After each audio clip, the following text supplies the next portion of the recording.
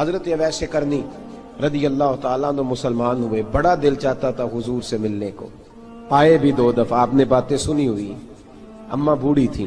ایک ادھر دیکھو میری طرف، اماں بوڑھی ہو اور ماں حکم دے دے کہ نبی پاک کے پاس نہیں جانا، ذرا سننا، تو حضرت اویس کرنی، یہ داتا گانج بخش علی اجویری نے لکھا ہے، یہ امام شورانی نے لکھا ہے، یہ تمام ان پہ سیرت نگاروں نے لکھا ہے، کہا بیٹے میں کمزور ہوں، مجھے چھوڑ کے نہ جانا، چھوڑ کے نہ جانا۔ ایک دن بڑی منت کی، رو پڑے، اماں نے کہا بیٹا جانا، لیکن اگر حضور گھر نہ ہوئے تو تلاش نہ کرنا، میں فالج زدہ عورت ہوں، اٹھ کے چل نہیں سکتی۔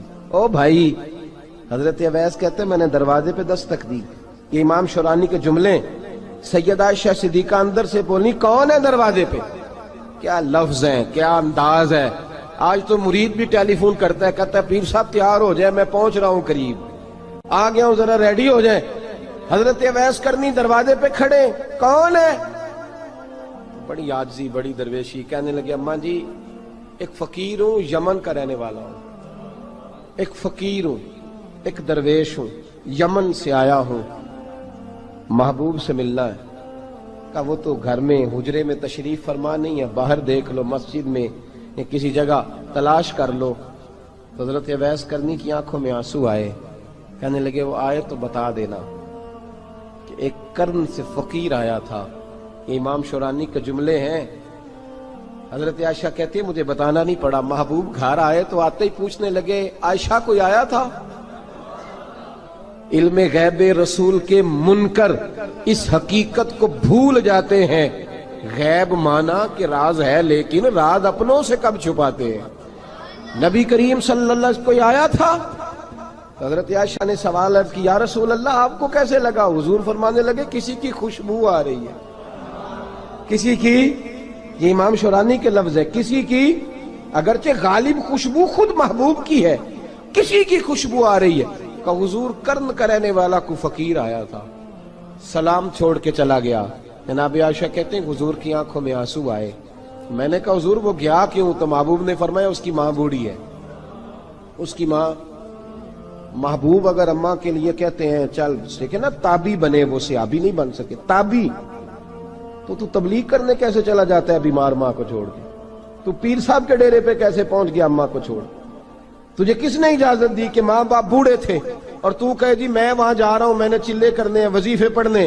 بھئی جب حضرت اویس کرنی اعلیٰ حضرت امام اہل سنت رحمت اللہ علیہ آپ نے لکھا ہے کہ وہ جو محبوب کا فرمان ہے نا بخاری مسلم میں، رضا اللہ فی رضا الوالد، فرمایا جس کی والد راضی اس کا اللہ راضی، اور جس کا باپ ناراض اس کا، اعلیٰ حضرت فرماتے ہیں 100 ولی، ایک جگہ پہ فرماتے ہیں 1000 ولی ایک طرف بیٹھ کے کہہ دینا کہ یا اللہ اس بندے کو بخش دے، اور اکیلا والد کہہ دینا یا اللہ میرا نافرمان ہے، نہ معاف کرنا، تو فرمایا اللہ اس 100 ولی کی نہیں مانتا، والد کی بات مانتا، اس لیے کہ حضور کا فرمان آ گیا باپ راضی ہوگا تو اللہ۔ تو میرے بھائی شریعت ایک حقیقت ہے، اس حقیقت کو سمجھیں۔ حضرت اویس کرنی کی زندگی کا ایک پہلو یہ، دوسرا پہلو یہ جو ہے نا بڑی لمبی چوڑی داستانیں، اور بڑا ہمیں شوق ہے تصویروں کا، بڑا شوق ہے۔ آپ یقین کریں میری طرح کے بہت سارے لوگوں کے پوسٹر چھپتے ہیں، بڑی بڑی تصویریں لگی ہوئی ہیں چوکوں میں۔ استقبال سب سے اچھا وہ ہے جو قیامت کے دن ہوگا۔ اگر اس استقبال دیکھیں نا، یہاں ہم سے پہلے لوگوں کے بڑے استقبال ہوئے، پھر بعد میں کیا ہوا؟ چلے گئے وہ لوگ، ہم آ گئے، ہم بھی چلے جائیں گے۔ مٹی دیں تے مٹی رہنی، ایویں کا دی بلے بلے، اج مٹی دے اتے بندیا تے کل مٹی دے تھلے۔ حضرت اویس کرنی خیر التابعین ہے، تابعین میں سب سے پہلا نمبر ہے۔ آپ کی سب سے بڑی فضیلت یہ ہے کہ آپ نا، یہ ہم نہ بتاتے بڑا ہیں، گزرتے گزرتے بتا دیتے ہیں کہ میں تہجد گزار بھی ہوں، گزرتے گزرتے بتا دیتے ہیں کہ مسجد کی جو ٹائلیں ہیں نا وہ میں نے لگوائی ہیں، بس کوئی بندہ مل جائے صحیح جس کو ہم کرامتیں سنا سکیں۔ میرے جیسے مولوی صاحب بھی بتاتے ہیں، کہتے ہیں جب میرے جیسے اچھے لوگوں کی وہ بھی بتاتے ہیں جب میں مسجد میں آیا تھا تو 30 بچے تھے، اب پورے 80 ہیں، وہی بتاتے ہیں 1.5 صف ہوتی تھی نمازیوں کی، اب بھئی چھوڑو، اگر بچے پڑھاؤ گے تو اللہ راضی ہوگا، کو بتانے کی بات ہے، کو ذکر کرنے کی بات ہے، یہ اللہ رسول کا راز ہے، اس کا ذکر نہیں کیا جاتا۔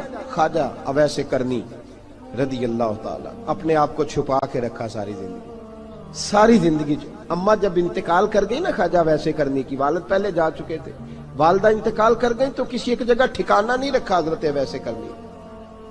میری باتوں کی سمجھ آ رہی ہے آپ حضرات؟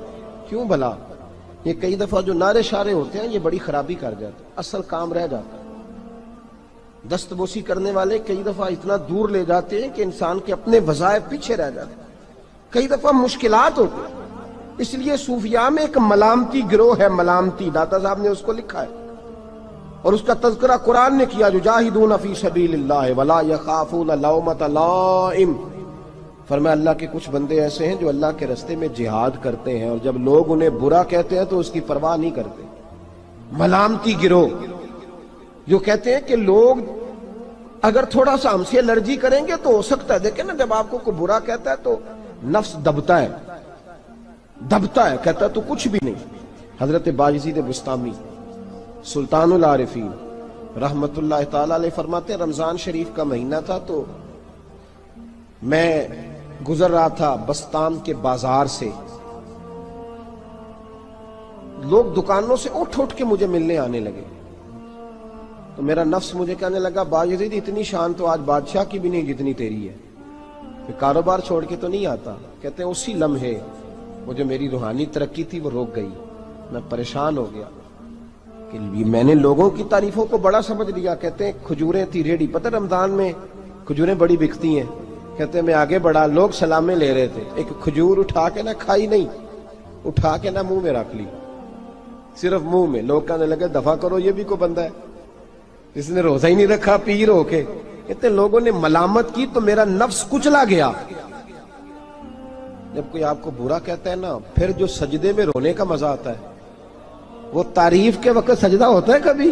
اقبال کہنے لگے نہ بچا بچا کے تو رکھ اسے، تیرا آئینہ ہے وہ آئینہ، یہ شکستہ ہو تو عزیز تر ہے نگاہ آئینہ ساز میں۔ فرماتے میں کھل کے رویا اللہ کی بارگاہ میں، بندے سارے۔ بابا بلے شاہ صاحب فرماتے ہیں ایک دن میرا بھی دل کیا تھا کہ میں اعتکاف کروں پر قصور سے نکل جاؤں، کچھ پیر کہہ کے ہاتھ چومتے ہیں، کچھ سید کہہ کے۔ فرمانے لگے اٹھ بلے آ چل اوتھے وسیے، اور جتھے وس دینی سارے ہی انے، نہ کوئی ساڈی ذات پچھانے تے نہ کوئی سانو مننے، چلو چلے وہاں جا کے بیٹھتے۔ حضرت اویس کرنی کا یہ کمال رہا، جس طرح حضرت باجزید نے کھجور رکھ لی، لوگ برا کہنے لگے، چھوڑ کے چلے گئے۔ فرماتے ہیں جو مزہ اس دن سجدوں میں آیا نا، تھوڑا آگے جا کے میں نے کھجور باہر نکال دی، روزہ بھی نہیں ٹوٹا۔ میرا خادم کہنے لگا حضور یہ کیا کیا؟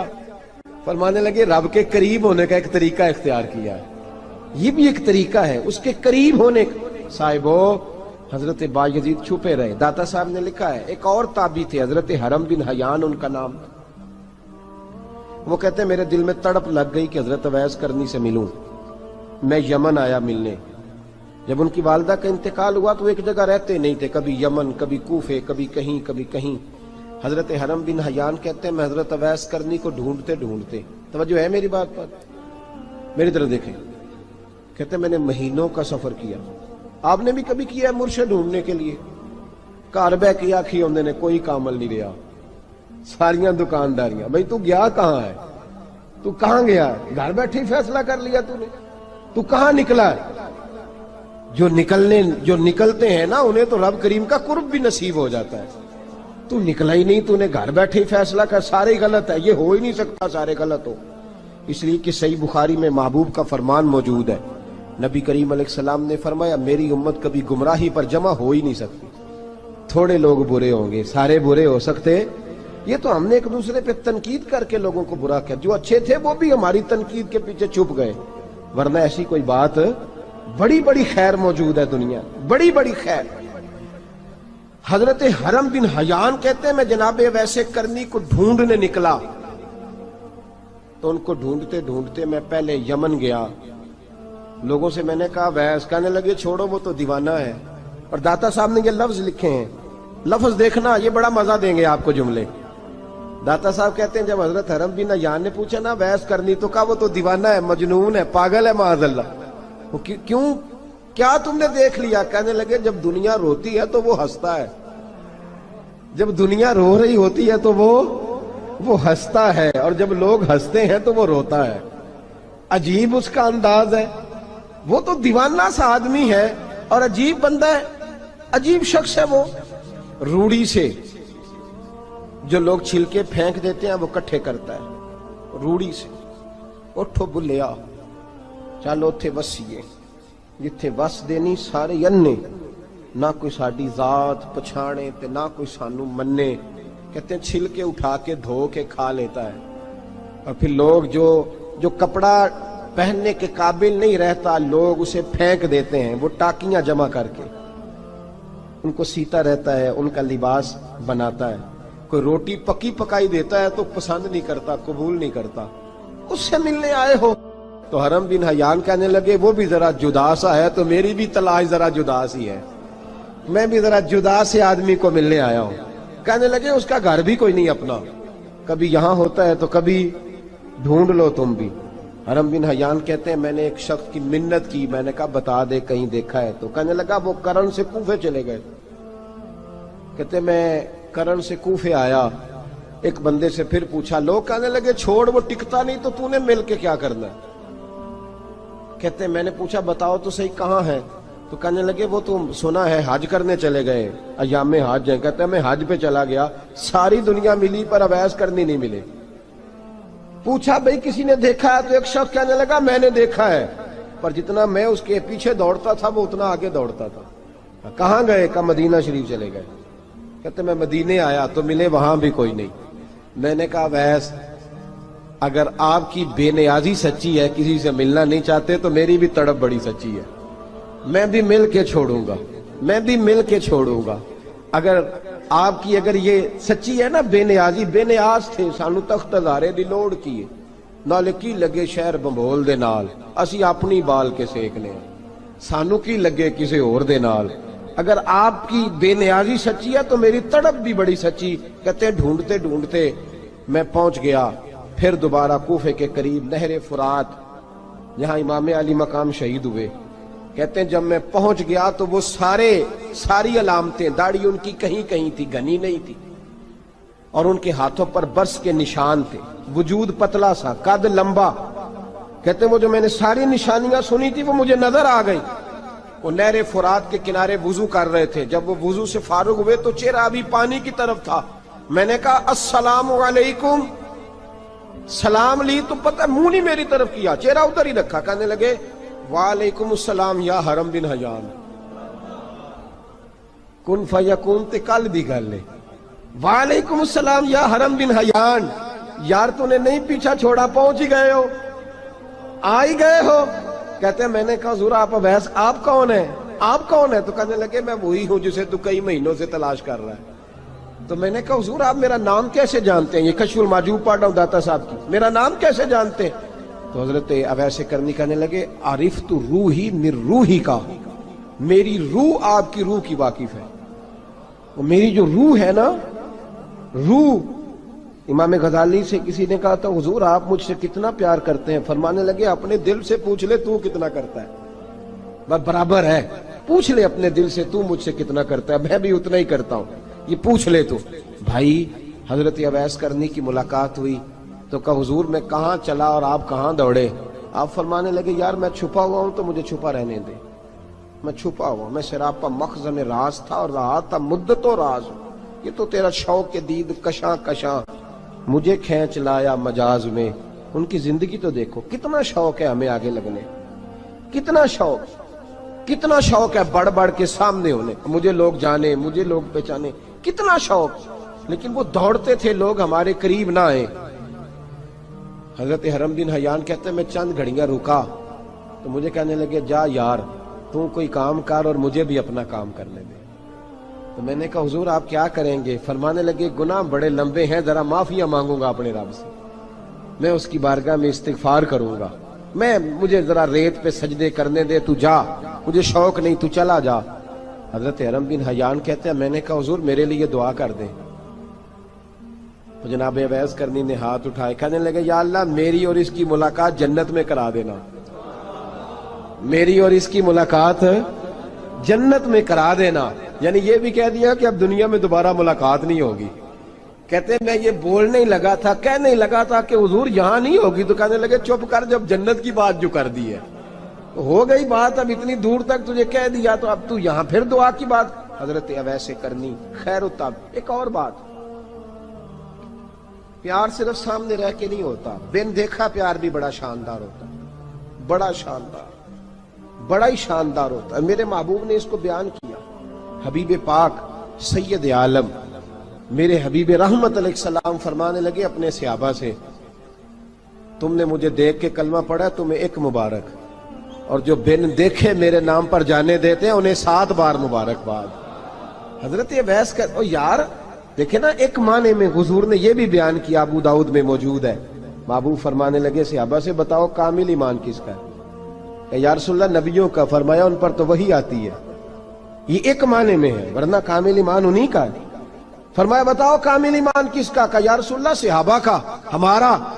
نبی پاک نے فرمایا تم نے تو درختوں کو سجدے کرتے دیکھا ہے، ڈوبے ہوئے سورج کو واپس آتے دیکھا ہے، چاند ٹوٹتے دیکھا ہے۔ کہا حضور پھر فرشتوں کا؟ فرمایا وہ تو اللہ کے عرش کے پاس رہتے ہیں۔ کہا یا رسول اللہ ہماری پھر بس ہو گئی، آپ بتا دیں کامل ایمان کس کا ہے؟ تو محبوب نے فرمایا کامل ایمان ان کا ہے جنہوں نے مجھے دیکھا نہیں ہوگا، جنہوں نے مجھے دیکھا نہیں ہوگا، اور لفظ ہیں حدیث کے، دیکھا نہیں ہوگا، پر ان کی خواہش ہوگی اگر ایک دفعہ جلوہ نظر آئے تو وہ ہر چیز قربان کرنے کو تیار، ان کی یہ خواہش ہو۔ حضرت اویس کرنی نے ہمیں بتایا کہ جو بن دیکھا پیار ہے نا، بن دیکھا، جس نے دیکھا نہیں پر اس کی یاد میں تڑپتا، دیکھا نہیں پر اس کی مالا جپتا۔ حضرت ابو ذر غفاری نے پوچھا تھا، ترغیب و ترہیب میں حدیث ہے، یا رسول اللہ صلی اللہ علیہ وسلم کچھ لوگوں سے ہم محبت کرتے ہیں پر ہم ان سے ملے نہیں، ہمارے عمل بھی ان جیسے نہیں، حضور اس محبت کے عوض کچھ ملے گا؟ تو محبوب نے فرمایا اللہ محبت کرنے والوں کو جنت میں جمع فرما دے گا، اللہ جمع کر دے گا۔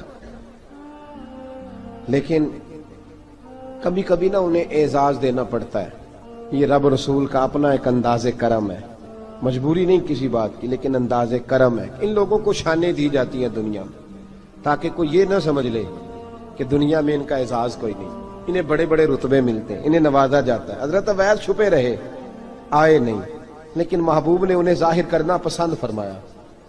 نبی پاک نے ظاہر کرنا، تو اگر محبوب ہی ظاہر کرنا پسند کرے پھر ہو جانا چاہیے، پھر ظاہر اگر وہ پسند کرے تو پھر ظاہر جیم جان دا کچھ وسا نہیں ہوں، جان یار نو دے تے شاد ہو جا، اس سے دل دے ہیں فساد سارے، دل دلبر نو دے تے آزاد ہو جا، جو رکھے آباد تے رو وس دا تے جدوں کرے برباد برباد ہو جا، جو رکھے آباد تے رو وس دا تے جے کر کرے برباد برباد ہو جا۔ بلکہ میں کہا کرتا ہوں وزن نہ بھی بنے تو شعر یوں ہونا چاہیے، جے کر کرے برباد تے چپ کر کے برباد ہو جا، شور نہ کر، خاموشی سے ہو جا۔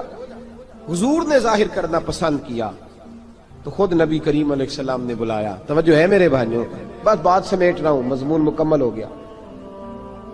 اللہ کے حبیب تو دور رہ کے پیار کر، تحفے تیرے گھر خود پہنچ جائیں گے، شرط یہ ہے کہ تو پیار کر اور فرما برداری کر۔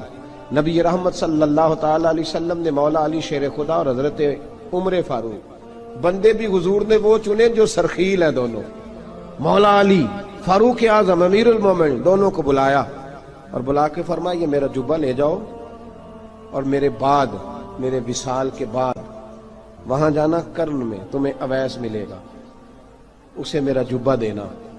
اور دیکھو کیا خوبصورتی ہے لفظوں میں، یہ بات ان کی شان کو کہاں سے کہاں لے گئی۔ محبوب فرمانے لگے اسے کہنا میری امت کی بخشش کی دعا کرے، اسے کہنا میری امت کی بخشش کی۔ حضرت علی المرتضیٰ کا رتبہ بھی ان سے زیادہ ہے، جناب عمر کا رتبہ بھی، اس کا مطلب ہے بڑا بھی چھوٹے سے کبھی کبھی دعا کے لیے کہہ سکتا ہے کہ یار میرے لیے دعا کر دینا۔ نبی کریم علیہ السلام نے جبہ دیا، جبہ دے کے بھیجا۔ حضرت عمر گئے ملنے، جناب مولا علی گئے، جا کے پوچھا وہ کدھر ہے؟ کہا وہ دیوانے سے ہیں، گھومتے رہتے ہیں۔ جب ملاقات ہوئی تو حضرت اویس کرنی دوڑے آئے، جناب عمر کہنے لگے آپ کا نام اویس ہے؟ کہنے لگے ہاں عمر فاروق میرا نام اویس ہی ہے۔ پھر آگے بڑھ کے کہنے لگے علی آپ کی طبیعت مبارک کیسی ہے؟ پھر وہ جبہ وصول کیا، کہا محبوب نے کہا تھا امت کے لیے دعا کرنا، تو حضرت اویس نے فوراً سر سجدے میں رکھ دیا، اور داتا صاحب حدیث لائے ہیں، محبوب فرمانے لگے اللہ تعالی بنو کلب کے قبیلے کی بکریوں کے بالوں کی تعداد کے مطابق اویس کرنی کی دعا کی برکت سے میری امت کو جنت میں داخل کرے گا۔ اتنا بڑا اعزاز، اتنا بڑا اعزاز۔ حضرت اویس کرنی رضی اللہ تعالیٰ انہوں نے دعا کی، پھر واپس لوٹے۔ یہ تو داتا صاحب کی بات ہے۔